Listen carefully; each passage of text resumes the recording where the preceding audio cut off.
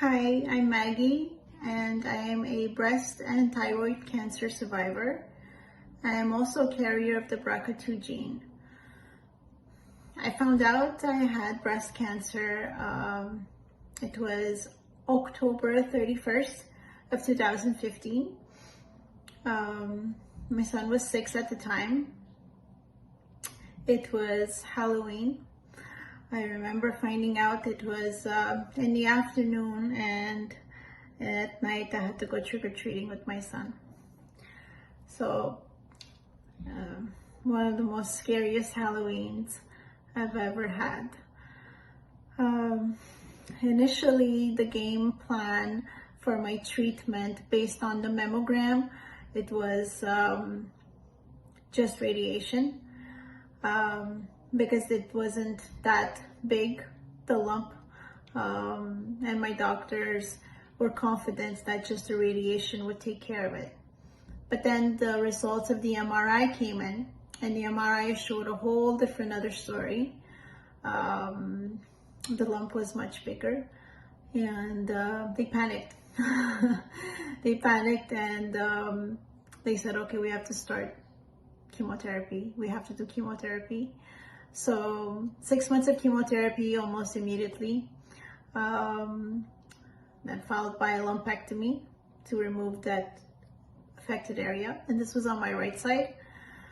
So did the lumpectomy. After the lumpectomy, I did the radiation, 12 rounds of radiation. After my radiation was done, my doctors told me that in that MRI, in the initial MRI, they had also seen something suspicious on my thyroid. And they just wanted to make sure that it wasn't cancer, so they wanted to do a biopsy to see what it is. It came back cancerous. So a little bit less than a year after my lumpectomy, I had to do a thyroidectomy to have my thyroid removed. That's the scar that you see here. So I did that, and after that surgery, I asked my doctors to give me the test. I wanted to pass the test to see if I'm BRCA2 or I'm BRCA positive. At the time, I didn't know it was called BRCA. I told my doctors, I said, maybe I have that gene, that gene that Angelina Jolie had. Can we do that test? So my doctor at first said, no, you don't need to do that because the type of cancer that you have or that you had, it's not related to the gene. But I insisted. I said, well, maybe something is there because my mom is a 3 times cancer survivor, breast cancer survivor. She's here, she's well, she's doing great. She's an awesome support. But yeah, so when I insisted, and thank God I insisted because it came back positive. So when it came back positive, the game plan again changed. So now I had to do a double mastectomy. We had to discuss a double mastectomy, reconstruction.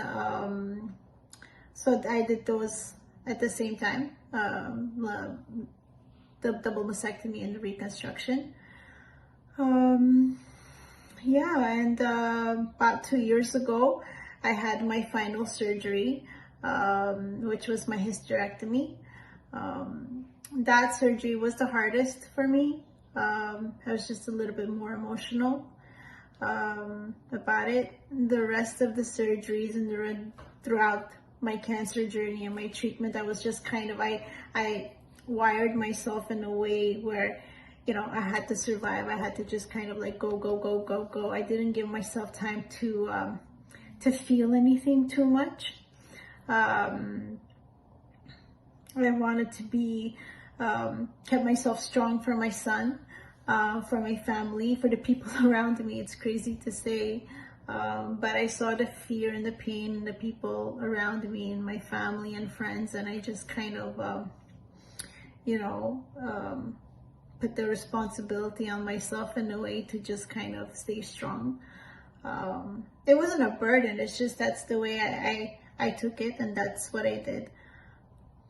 But when the time came for my hysterectomy, a lot of I had some time had passed, and it hit me a little bit harder. Anyways, so that was done. I did that. So now I'm on surgical menopause. I should say I'm turning 43. Was when I discovered I had cancer. I was 38. So yeah, that's a little bit about my cancer journey. It doesn't cover everything, but that's it.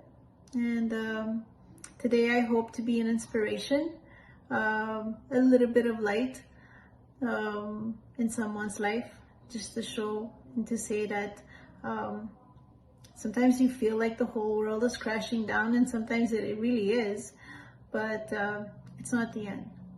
It may feel like it is, but it's not.